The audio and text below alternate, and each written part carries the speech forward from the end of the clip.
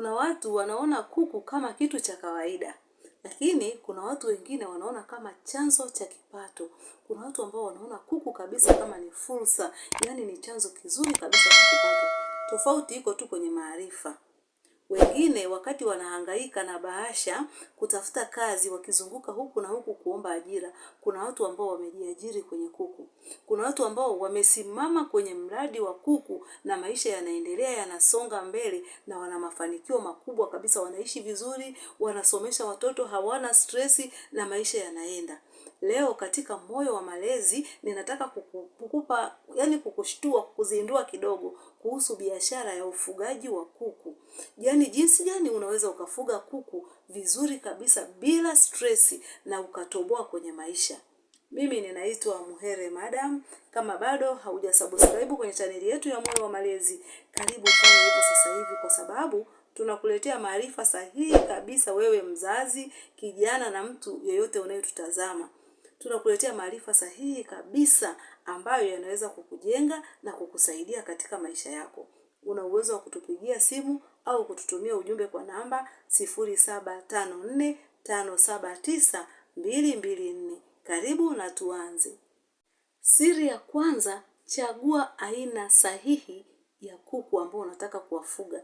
Je, unataka kufuga kuku wa mayai au unataka kufuga kuku wa nyama? Kuku wa mayai watakupa faida ya muda mrefu, yani muda endelevu. Watakupa faida kidogo kidogo lakini ni muda mrefu. Kuku wa nyama watakupa faida, yani kipato cha papo kwa papo. Kwa hiyo angalia soko lako. Angalia watu wanahitaji nini? Wanahitaji kuku wa nyama au wanahitaji kuku wa mayai? Na wewe unapoangalia soko lako, unapojiuliza kwamba nataka nifuge kuku, nianze na nini? Unaangalia sasa, soko langu watu wanataka nini? Je, nianze kufuga kuku ambao watanipa kipato endelevu, yani mdogo mdogo naokota mayai nauza, naokota mayai, au nianze na kuku wa nyama ambao nitafuga kwa muda mfupi na nitapata kipato kwa muda mfupi? Kwa hiyo angalia wewe, je, unahitaji kipi? Unahitaji layers au unahitaji broilers? Layers ni wale wa mayai, broilers wale wa nyama. Kwa hiyo utaangalia soko lako, je, linataka nini? Na wewe kama wewe unataka kipato cha muda mrefu ambacho ni kidogo kidogo lakini ni muda mrefu, au unataka kipato cha pap? Chagua sasa. Siri ya pili ni miundombinu bora na mazingira safi. Aisee ndugu yangu, kuku wanahitaji mazingira masafi sana. Kuku wanahitaji banda lenye hewa, yani unahitajika utengeneze banda lenye hewa safi.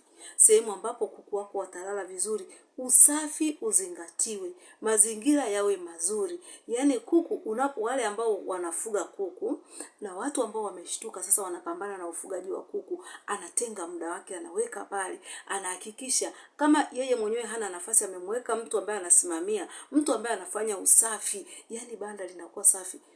Banda lako likiwa safi, kuku akaishi mazingira mazuri, utapata kuku wako wengi vizuri, watazaliana na utapata kipato kizuri. Lakini kama banda ni chafu, hewa haitoshi, kuku wamebanana, utapata hasara, kwa sababu kuku wengi watakufa. Kwa hiyo jambo la msingi sana ni kuhakikisha kwamba banda lako linakuwa safi, lenye hewa nzuri, mwanga wa kutosha, kuku wanakaa kwa kujinafasi. Ukifuga hivyo kwa kufuata huo utaratibu, utaona faida. Siri ya tatu, lishe bora ni msingi wa faida. Kwa wafugaji ambao wanataka faida nzuri, kwa mfano kwa wale layers, ukiwalisha vizuri unapata mayai mengi. Ukija ukiangalia hata broilers, ukiwalisha vizuri wanakuwa na uzito mkubwa, kwa hiyo ni rahisi kuuza. Wateja wengi wanapenda kuku, hata ukienda sokoni, anamshika kuku kwanza, anamwangalia uzito wake. Hata kama umempimia kwenye mzani pale kwenye kilo, lakini anamshika kuku amuone uzito wake. Kwa hiyo ukiwalisha kuku vizuri utapata faida pia kubwa, kwa sababu watu watapenda. Ukiangalia kwa wale kuku wa mayai, kama wanakula vizuri watataga vizuri. Wafanya biashara wengi ambao unakuta wanafuga kuku wasipopata faida. Kwa nini hawapati faida? Hawapati faida kwa sababu unakuta hajazingatia sana masuala ya lishe. Anakuwa anapunguza, anawabania kuku, anawanyima chakula, anawapa kwa yani kidogo kidogo akiwa anabana. Ukibana chakula utakuwa pia umejibana faida yako, na kuku anakuwa sio mzito, na hata utoaji wa mayai unakuwa sio yani kwa kiwango kikubwa. Siri ya 4 ni udhibiti wa magonjwa na chanjo. Hii ni changamoto kubwa sana. Watu ambao hawajatambua, unakuta mara nyingi hadhibiti magonjwa. Yaani hawapi chanjo kwa wakati. Mfugaji mzuri anayetaka faida, anadhibiti magonjwa, anahakikisha akimuona kuku ana mafua tu ameshamsogelea, ameshamhudumia. Akiona yani hatua zozote, yani hata kabla hajaona kuku amepata shida, tayari anakuwa anawapa chanjo. Tayari anahakikisha amedhibiti magonjwa yasiwapate kuku. Yaani unapokuwa umedhibiti magonjwa, maana yake hata ufaji wa kuku utakuwa sio mkubwa sana. Kwa hiyo kuku wanapokuwa hawajafa, maana yake moja kwa moja faida yako inakuwa ni kubwa. Kwa hiyo hakikisha unadhibiti magonjwa, na jinsi ya kudhibiti magonjwa ni kuwasiliana na wataalamu ambao ni wanajua sana masuala ya ufugaji. Ni wamesomea kabisa masuala ya ufugaji. Atakwambia fanya hiki, hiki usifanye. Na mtaalamu atakapokuwa amekushauri fanya kama alivyokushauri, mwisho wa siku utaona mambo yanakaa vizuri na unapata faida. Mimi pia ninakushauri, dhibiti magonjwa, wape kuku chanjo, upate faida kubwa. Siri ya 5 ni soko na uuzaji. Hii tunasema market strategy. Usifuge kabla haujajua utamuuzia nani. Tafuta wateja kwanza kwenye migahawa, kwenye mahoteli, sehemu mbalimbali, tafuta wateja kwanza. Hakikisha unajua soko lako litakuwa wapi. Yani kufuga sio kwamba eti ufugaji unapokuwa unafuga unakuwa na mifugo mingi tu unajisikia amani, nina mifugo mingi, kuku wengi. Hapana. Fuga ukiwa unajua kabisa kwamba ninafuga kwa lengo fulani, nitamuuzia nani kuku wangu watakapokuwa wako tayari.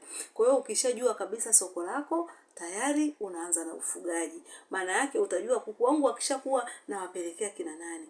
Jifunze pia kuuza kwenye mtandao. Kuuza kwenye mtandao pia ni njia nzuri, watangazie watu kwamba una kuku, waonyeshe kuku unaowafuga, waonyeshe kwenye banda lako, waone jinsi unavyoweka hali ya usafi. Wateja wengi watakupigia, utauza sio kwa majirani tu, sio kwa migahawa ya jirani au hoteli za jirani, utauza hata kwa watu wengi ambao wako nje na wewe. Ndugu yangu, mafanikio hayaji kwa bahati. Mafanikio yanakuja kwa kujitafuta, kwa kuanza. Anza leo. Anza kidogo kidogo, usisubiri mpaka uwe na mtaji mkubwa, hapana. Anza kidogo kidogo. Angalia soko lako, anza kidogo kidogo kama ni kuku wa mayai au kuku wa nyama.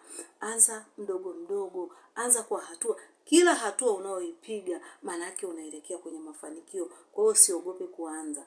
Usiseme nitaanza kesho, nitaanza mwezi ujao, anza sasa. Anza kufuga. Ufugaji unalipa, ufugaji una faida, ufugaji umewatoa watu wengi. Kadiri unapoanza hatua moja leo ni unatengeneza msingi wako wa kesho. Ukianza na kuku labda unaweza kuanza hata na 20, 30, 50, yani 100, unategemea na wewe mwenyewe kuendelea huko mpaka 500, 100 ngapi, 1000 ni wewe. Anza kulingana na uwezo wako. Na ukianza utashangaa unaendelea na hautakata tamaa, na ukiona faida utaendelea kupambana. Bila shaka umejifunza kitu kizuri tu siku ya leo. Andika kwenye comment. Kama wewe ni mfugaji tuambie una kuku wangapi. Kama wewe ni unayetaka kuanza, andika nataka kuanza sasa.